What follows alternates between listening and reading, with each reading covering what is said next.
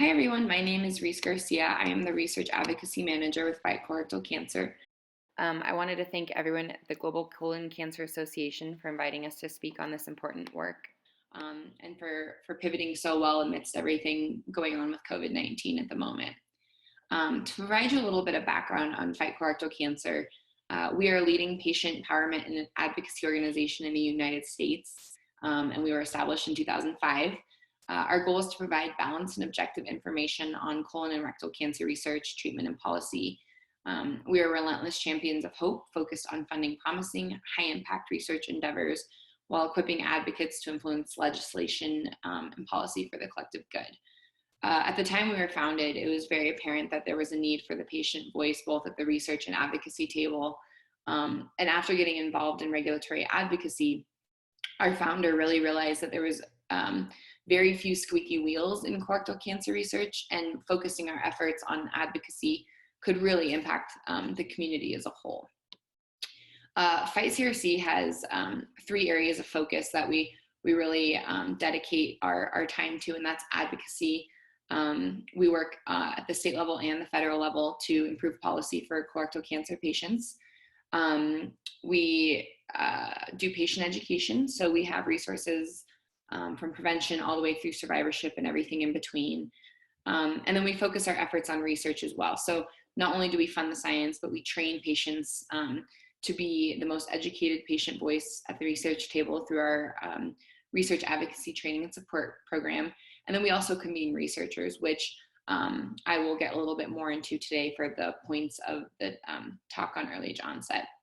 And although I discuss these things separately, they're all very connected and interwoven and inform each other.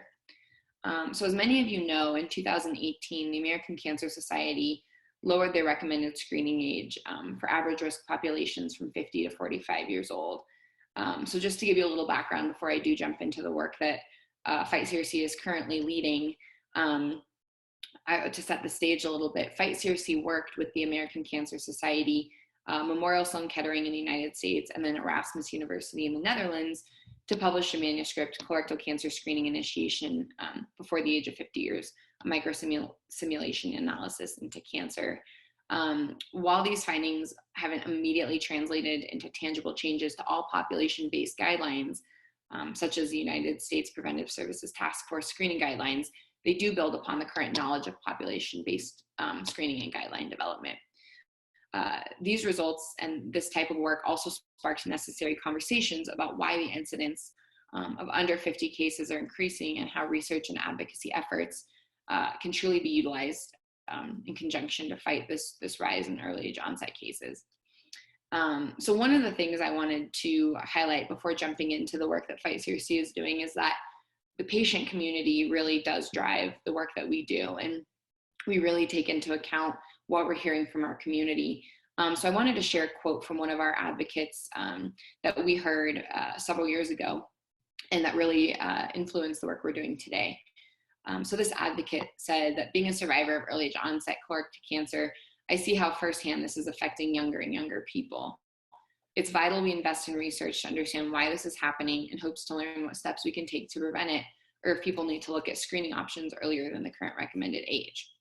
And so based on what Fight CRC has heard from our community, is currently hearing from our community, and will continue hearing from our community, we decided to bring together researchers, oncologists, and patient advocates in Denver, Colorado back in February of 2019 to examine research initiatives specifically aimed at better understanding sporadic early age onset colorectal cancer. And so for nearly 2 days, global thought leaders met to prioritize and craft a research agenda in this area. And those findings of the meeting were subsequently published in the journal Gastroenterology. And from there, the Fight CRC Early Age Onset Working Group was formed. So for the purposes of this panel, I'll be discussing the specific work group, how this initiative was formed in response to the needs of the community, and how we're addressing early age onset specifically from that research perspective. One thing that I wanted to highlight before getting to the panel questions were the opportunities in this area and the opportunities with this type of work. And I think a lot of that comes back to, one, patient education. There's an opportunity to use this type of platform to educate and empower people under the age of 50 to talk about their doctors, to talk to their doctors about their symptoms, There's also an opportunity for patient-provider educational materials to be sent out to GIs and to encourage uptake of those resources, and then to also increase dissemination of polyp information and encourage young adults to learn their family history of polyps. So Fight CRC really has begun to divvy up this working group that I've mentioned into 3 buckets, and those are etiology, clinical public health, and practice-based research. And so since the initial research meeting, Fight CRC is now aligning all the working group activities under these 3 main priorities. And this summer, we are hosting an international work group to further update the research plan, and we have over 20 countries planning to attend this global discussion. So there's a lot of opportunities within this work group to move the work ahead. To understand how successful this working group has been, we primarily measure these successes based on tangible outcomes that have resulted from this working group meeting, which now include 2 publications in gastroenterology, and the reach of our working members, which covers over 5 countries across the world and over 80 global experts at this point. We also measure successes based on interactions with the National Institute of Health and the Department of Defense, and also just how we're seeing the power of advocacy, and we're starting to see funding mechanisms come out of this.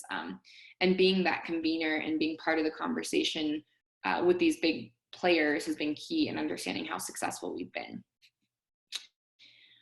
Certain messages that we have really found to work well is, 1, the urgency from the community. We're hearing the urgency from the community, and that this really is affecting those within our networks. And so I think that message has really sparked the work and has really driven what we've been doing in response to that sense of urgency. But then on the other end, having a unified voice and saying that we are a neutral convener has worked really well to keep the group together and to really ensure that the work that we're doing is a neutral spot for research and progress to occur. And again, I think we promote the sense that research is a driving force in everything we do. So that has been really great to see as a positive message as well for our community. We have learned several lessons, including patients drive the work. Advocacy is crucial, and the patient voice is essential to what we do. So ensuring that we keep that patient voice front and center across the board and across all the working groups and everything that we've done is super important. And then again, going back to that unified voice is something that we will continue to integrate into all of the work and activities that we progress. I think in order to come together, it's necessary to align the priorities. So we all have to collectively agree on what our priorities are. The early age onset working group will guide future Fight CRC efforts in this area by creating a plan for the research. And we also hope that the medical and advocacy community can use the work that we've been doing as a resource to collaborate and explore the cause of early age onset colon and rectal cancer. So I think it's a great opportunity and a way to provide a forum for those that are hoping to also investigate and research investigate early age onset colorectal cancer. We, like I mentioned, use this as a space to convene and collaborate, and this will drive the work ahead globally and help us understand why we're seeing a rise in these cases. And then finally, I think there's an opportunity for us to come together and increase awareness to patient populations, to educate providers and bring awareness to signs and symptoms. So that way, they are getting screened when they're presenting with symptoms versus much later. I guess I would end by saying, Fight CRC's patient education and research teams see the updated screening age as an exciting step in addressing early age onset. And this was made possible through persistence and advocacy and research, but it remains extremely important to continue educating healthcare professionals about early age onset, to get screened on time and follow up with screening as needed, and then subsequently discuss family history to learn about any increased risk. We also continue to stress the importance of research, and that research in this area must continue, so we have a better understanding of why more young people are being diagnosed. I want to thank again the Global Colon Cancer Association for allowing us this opportunity to share a little bit about our work, and please feel free to reach out with any questions you may have. Thank you.